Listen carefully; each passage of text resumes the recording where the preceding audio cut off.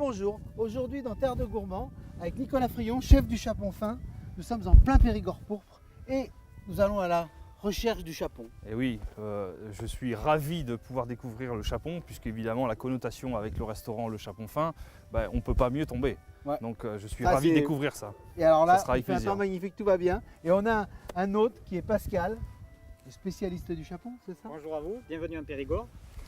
Bonjour Terre, Pascal. De foie gras mais aussi de chapon.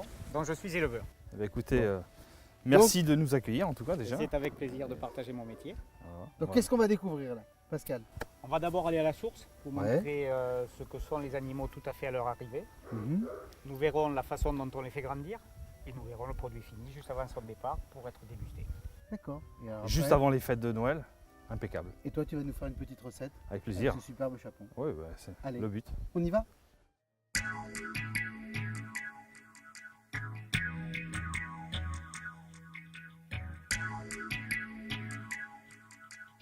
Donc là, Pascal, on est dans la nurserie, c'est ça? Tout à fait. On est dans l'endroit où vont se démarrer nos chapons et vont finir leur vie naturellement aussi. Oui. Ça, c'est des animaux qui ont 3 jours, qui Mhm. viennent d'arriver.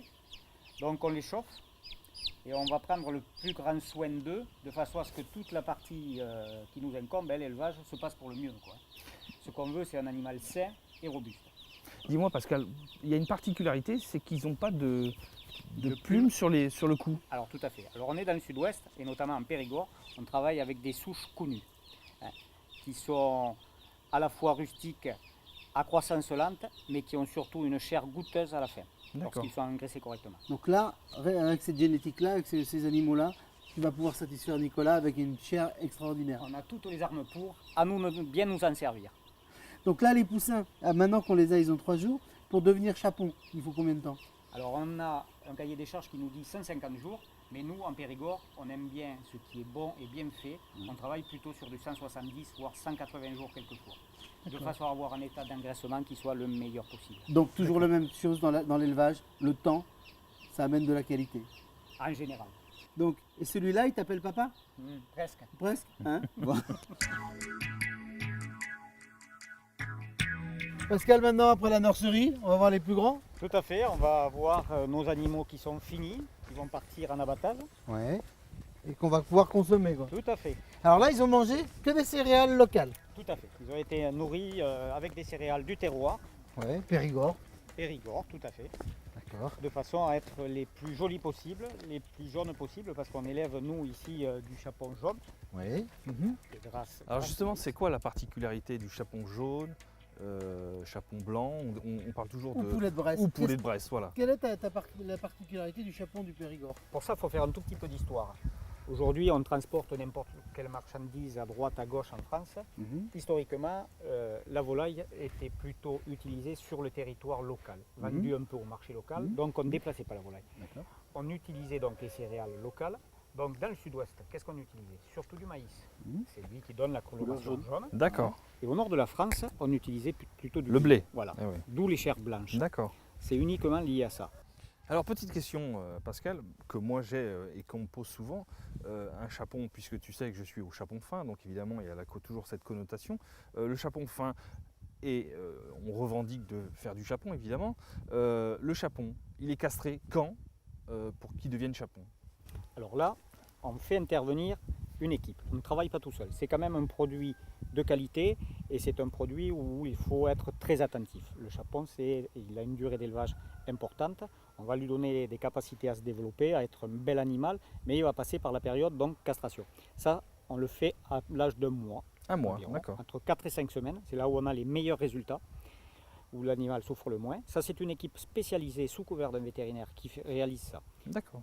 Parce que ce qu'il y a de très important chez le chapon, c'est aussi l'aspect finition, l'aspect gras persillé, l'aspect du gras à l'intérieur de la viande et ce léger gras sur l'extérieur. C'est lui qui va nous donner le signe, le déclic, dire ça y est, l'animal il est fini, aujourd'hui je suis à bout, au niveau de ses capacités, il ne pourra pas aller plus loin. D'accord. Bon, Pascal, ta progéniture qu'on a vue tout à l'heure, là, maintenant 160 jours après, ça Voilà. donne un beau chapon. Tout à fait. Voilà ce que ça donne après notre travail, toutes les interventions qu'il a eues, sa belle vie au milieu de la forêt, des prés, toutes ses sorties, voilà l'animal que ça donne.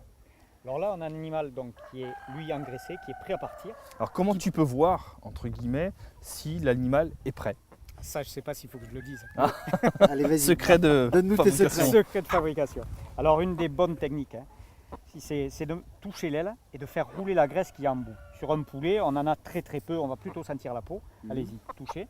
Vous allez sentir ce petit bourrelet de graisse devant. Ah oui, d'accord.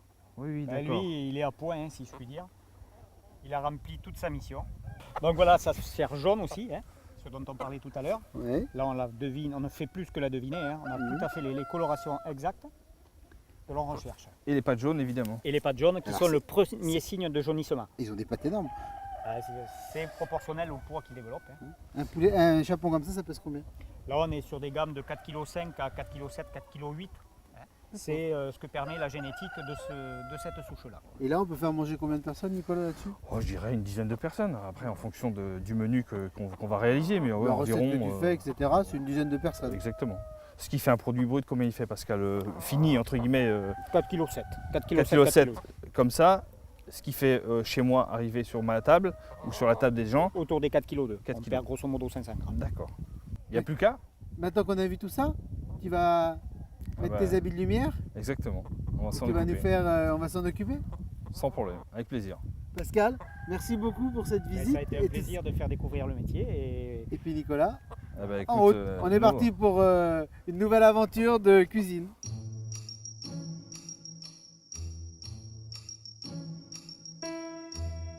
Maintenant, on est chez toi là. On est chez On a moi. quitté la campagne, on est chez toi. Donc, on a récupéré notre bête. Ouais, alors le chapon, on va le préparer, évidemment. 10 jours avant les fêtes, ben, C'est le moment ou jamais. C'est le moment ou jamais. Mais avant de le cuisiner, Ouais. j'ai une petite astuce Raconte. qu'on va vous donner. Et en fait, nous, le chapon, souvent à la maison, tu te retrouves avec les cuisses et les blancs. Et c'est toujours Ouais. un peu la bataille Mhm. de savoir qui va prendre le blanc, qui va prendre la cuisse. Ouais. Donc Ouais. nous, en fait, le chapon, on va le désosser Ouais. et on va se servir des deux et on va mettre un morceau de chaque pour chaque convive. Mhm. Mais avant La de... cuisse, c'est toujours un peu raide, c'est toujours un peu C'est nerveux. Et oui, parce qu'il y a toujours des nerfs dedans. Ouais. Et en fait, l'idée, ben, regarde, on va tirer les pattes, et c'est pour ça que nous, on achète toujours les volailles. Quelles qu'elles soient, poulet, chapon, on l'achète pintade, on achète toujours avec les pattes. Ça veut dire, on appelle ça effilé. Effilées, voilà, des volailles effilées. Effilé. Des volailles Alors, effilées. La volaille, eh ben, on la prend, et sur le derrière de la patte, on va faire un petit trou avec le couteau. Voilà. Pour l'instant, c'est tout ce que je fais. Tu vois, le trou blanc là, Ouais, c'est les nerfs ça. voilà, c'est les nerfs. Et en fait, le nerf, il vient jusque dans la cuisse. Et c'est ça le côté désagréable quand on mange. Si tu prends tout et que tu tires, Ouais, c'est trop dur. Non, c'est trop dur. D'accord? Donc, ce qu'on va essayer de faire, c'est de les prendre un ou deux à la fois. En fait, ce que tu vas faire, c'est simplement, au départ, tu vas venir tourner. Ouais. Tu vois? Tu attrapes Vas-y. ta patte et tu viens tourner. Quand tu Donc, fais voilà. cuire ça au four, tu utilises le jus et tu arroses régulièrement Exactement. dessus avec le jus qu'il faut. Ouais, le plus simplement possible. Voilà. Le plus simplement possible. Nous, ce qu'on va faire, on désosse. Alors, ben, tout simplement, on va attaquer par Allez, je te le tiens, vas-y. désosser les cuisses. Alors tu vois, pour l'instant, je ne cherche pas à retirer les cuisses. Tu vois, Ouais. juste pour l'instant, je donne un coup de couteau pour écarter. Et regardez ce gras, regardez Voilà. ce gras. Le gras, il est regardez là. ce gras, comme c'est D'accord. beau. On a tout le gras là. Et effectivement, comme le disait le monsieur Pascal tout à l'heure, regarde, on a le gras qui s'est instauré, qui s'est mis dans la viande. Donc on a une viande persillée. Alors tu vois, là pour l'instant, j'ai juste donné un coup de couteau, c'est Mhm. tout. Et pour le déjointer, bah, tout simplement, regarde, je vais venir tout simplement la replier par-dessous. Ok. Tu vois, et ça fait que ça facilite. Et là, bah, j'ai plus qu'à couper la peau, tout simplement. Et ma cuisse est levée. Donc ça, c'est les deux cuisses. Et après, il reste, bien sûr, Les filets. les filets. Exactement. Bah, les filets, il y a toujours ce bréchet au milieu là. Bien sûr, ouais. Donc on va partir pour l'instant, toujours le même principe. Je vais prendre l'autre couteau qui sera un peu plus gros.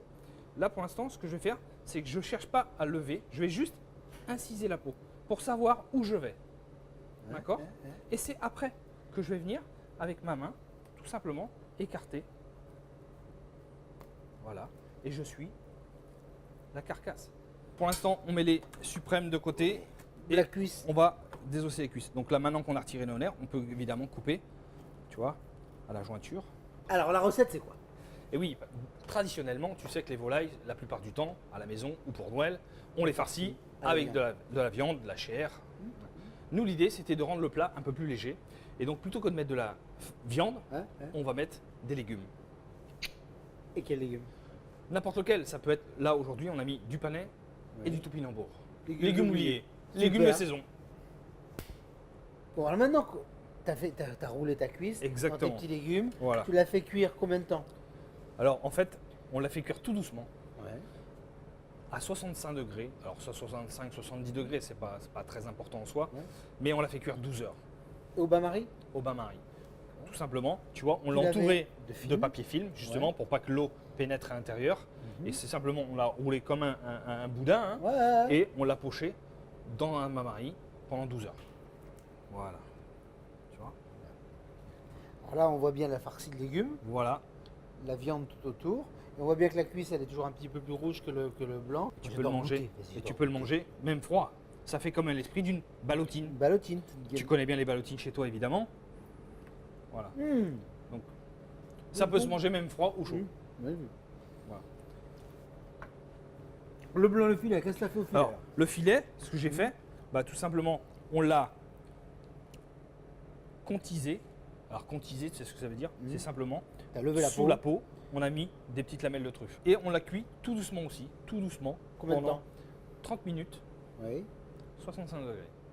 Bain-marie ou Bain-marie aussi. Bain-marie aussi. Pareil. D'accord. Pareil, exactement pareil. Et Et là, bon, tu vas vas-y. avoir une tendreté de viande aussi, tu vois. Alors, Voilà. c'est magnifique ça. Tu vois. Voilà. Le petit morceau de truffe, le filet, la peau avec le gras dessous. L'idée, on a dit dès le départ, c'est qu'on Ouais. voulait mettre un morceau de cuisse Oui. et un morceau de blanc par personne. Comme ça, ils auront les deux. Plutôt que chacun se bagarre un petit peu à la maison, ben là, au moins, on sert les deux en même temps. Et après, tu fais une petite sauce, comment tu fais ça? Alors, on va maintenant les réchauffer dans Ouais. la sauce directement. D'accord. Alors, l'idée de ce plat, c'était de faire 2 en 1. C'est-à-dire, d'un côté, la cuisse, on l'a fait avec une sauce vin rouge, Ouais. esprit coq au vin, tu vois. Sûr, très bien. Et le blanc, avec une sauce blanche, Ouais. esprit poule au Pour le pot. coup. Les deux réunis dans la même assiette. Alors tu vois Arnaud, regarde, on a fait 2 sauces comme on l'a dit, blanche et Rouge. et rouge, vin rouge.